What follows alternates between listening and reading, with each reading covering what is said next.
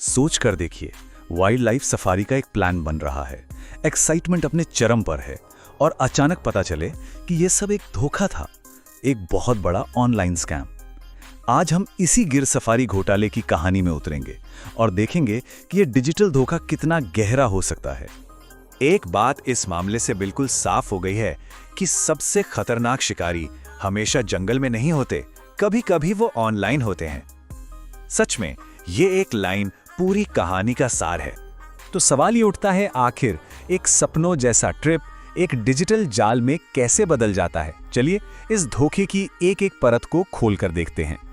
तो शुरुआत होती है एक ऑनलाइन शिकारी से।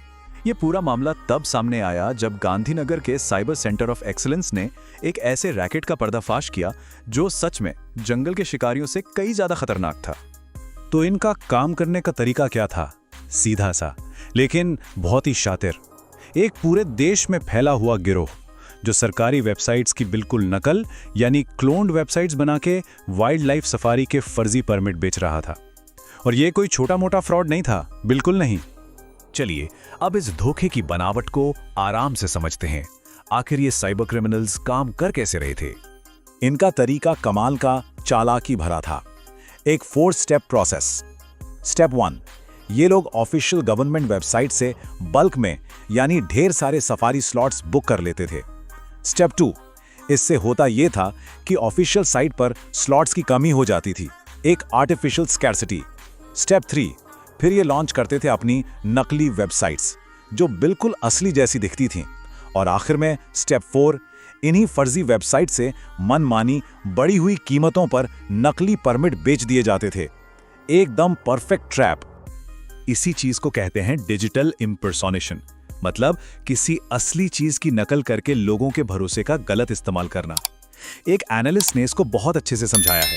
अब स्कैमर्स को हैक करने की जरूरत नहीं, उन्हें बस नकल करनी है। और यही इस पूरे घोटाले की जड़ थी। और इस धोखे का स्केल वो तो बिल्कुल हैरान कर देने वाला है। इन्वेस्टिगेटर्स को 8,650 से ज्यादा 8,650 फर्जी कंफर्मेशन ईमेल्स मिले। जरा सोचिए, हजारों लोगों के सपनों पर पानी फिर गया जिन्हें लग रहा था कि उनकी सफारी बुक हो चुकी है। और बात यही नहीं रुकी, उन्हें 10,278 मतलब 10,000 से भी ज्यादा जाली ई रिसीट्स मिली। ये सारी उन मासूम टूरिस्ट को भेजी गई थी जिनको कुछ पता ही नहीं था। ये नंबर्स खुद बताते हैं कि ऑपरेशन कितना बड़ा और कितना ऑर्गेनाइज था। तो ये मत सोचिए कि ये कहानी सिर्फ गिर नेशनल पार्क की है। नहीं, ये धोखाधड़ी का एक पूरे देश में फैला हुआ जाल था। ये गिरोह सिर्फ गिर तक नहीं रुका।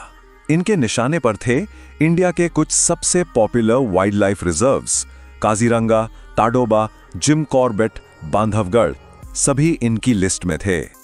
इन्वेस्टिगेटर्स ने इसके लिए एक बिल्कुल सही शब्द इस्तेमाल किया है। उन्होंने कहा कि स्कैमर्स ने धोखे का एक पूरा पैरेलल इकोसिस्टम ही खड़ा कर दिया था। मतलब वो सिर्फ नकली टिकट्स नहीं बेच रहे थे, वो एक पूरी की पूरी फर्जी व्यवस्था चला रहे थे। अब जरा इसके पीछे के पैसे को देखते हैं। इंडिया की वाइल्ड लाइफ टूरिज्म इंडस्ट्री सालाना 20,000 करोड़ रुपए की है। 20,000 करोड़! इतनी बड़ी इंडस्ट्री अब डिजिटल फ्रॉड के लिए एक सॉफ्ट टारगेट बन गई है। और जाहिर है, जहां इतना पैसा हो वहां क्रिमिनल्स तो आएंगे ही। और इसका एक ह्यूमन एंगल भी है जो बहुत जरूरी है। गुजरात फॉरेस्ट डिपार्टमेंट के एक ऑफिशियल ने कहा, अगर लोग हर बार सफारी बुक करते वक्त डरने लगेंगे तो इसका असर पूरे इकोसिस्टम पर पड़ेगा, गाइड से लेकर लोकल लोगों तक सब पर। यह सिर्फ पैसे का नुकसान नहीं है, यह भरोसे का, ट्रस्ट का नुकसान है। तो अब सबसे बड़ा सवाल, आखिर इससे बचा कैसे जाए? चलिए अब बात करते हैं कुछ ऐसी चीजों की जो एक डिजिटल सफारी गाइड का काम करेंगी। अच्छी खबर यह है कि अथॉरिटीज अब एक्शन में आ गई हैं। QR coded e permits, AI based verification systems जैसे नए तरीके अपनाए जा रहे हैं। इसके अलावा सभी गवर्नमेंट पोर्टल्स का साइबर सिक्योरिटी ऑडिट हो रहा है और फर्जी डोमेन्स को ट्रैक करने के लिए national cyber crime reporting portal यानी नंबर 1930 का भी इस्तेमाल किया जा रहा है। लेकिन अथॉरिटीज अपना काम कर रही हैं, हमारी भी कुछ जिम्मेदारी बनती है। तो पेश है एक सिंपल सी डिजिटल चेकलिस्ट सभी टूरिस्ट्स के लिए। क्या करना है? हमेशा वेबसाइट का URL चेक करें। बुकिंग सिर्फ और सिर्फ ऑफिशियल गवर्नमेंट पोर्टल से ही करें। और अगर कहीं फुली बुक्ड दिखे तो थोड़ा स्केप्टिकल रहिए। और क्या नहीं करना है? प्रीमियम रेट्स पर गारंटीड स्लॉट्स के चक्कर में बिल्कुल ना पड़ें। अनजान साइट्स पर असली दिखने वाले लोगों से धोखा ना खाएं। और सबसे जरूरी, अनवेरिफाइड अकाउंट्स में डिजिटल वॉलेट से पेमेंट ना करें। और आखिर में ये पूरा मामला हमें एक बहुत बड़े सवाल के साथ छोड़ जाता है। इस डिजिटल दौर में जहां हर चीज की परफेक्ट कॉपी बनाना मुमकिन है, वहां हम ऑनलाइन दिखने वाली चीजों पर भरोसा करना कैसे सीखें? ये एक ऐसी चुनौती है जिसका सामना हम सबको मिलकर करना होगा।